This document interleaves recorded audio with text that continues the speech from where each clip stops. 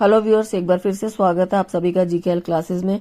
तो आज हम हिंदी साहित्यकार, प्रसिद्ध साहित्यकार मुंशी प्रेमचंद जी के जीवन परिचय के बारे में जो है वो जानने वाले हैं। आशा करते हैं आप सबके लिए ये जानकारी जो है काफी उपयुक्त होगी। तो चलिए शुरू करते हैं जीवन परिचय।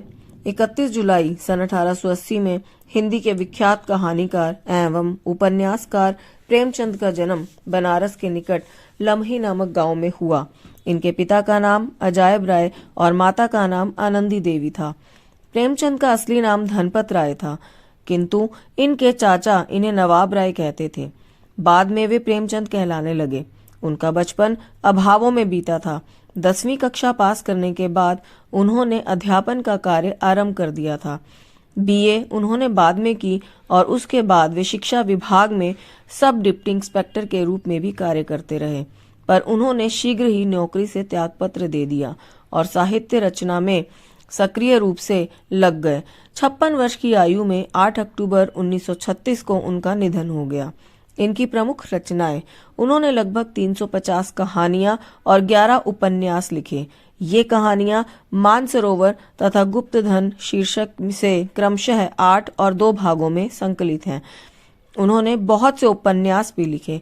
उन्होंने वास्तव में उपन्यास साहित्य को नई दिशा दी थी, इसीलिए उन्हें उपन्यास सम्राट भी कहा जाता है। उनके प्रमुख उपन्यास हैं सेवा सदन, निर्मला, रंगभूमि, कर्मभूमि, गबन, प्रेमाश्रम, गोदान। उन्होंने कुछ नाटक और निबंध भी लिखे हैं।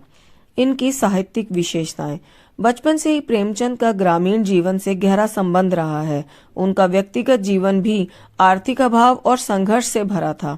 मध्यम वर्ग के यथार्थ को उन्होंने स्वयं भोगा था, अतः उनके साहित्य में किसान की हीन दशा, नारी की व्यथा और वर्ण व्यवस्था से संत्रस्त हरिजनों की पीड़ा का प्रभावशाली और मार्मिक चित्रण है।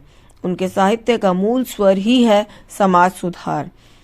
प्रेमचंद पर सामाजिक आंदोलन का भी प्रभाव पड़ा। गांधी जी के सत्याग्रह और असहयोग आंदोलन तथा आर्य समाज के सुधारों के प्रति सजगता उनकी रचनाओं में स्पष्ट दिखाई देती है। भाषा शैली, मुंशी प्रेमचंद की भाषा उर्दू, हिंदी, संस्कृत और अंग्रेजी मिश्रित सरल और सुबोध भाषा है। यह मुहावरेदार और चटपटी है। इसमें मधुरता और ओज है। पत्रानुसार भाषा प्रयोग के क्षेत्र में मुंशी प्रेमचंद का योगदान सर्वोपरि है। इस प्रकार की भाषा की शैली चित्रात्मक और विवेचनात्मक है।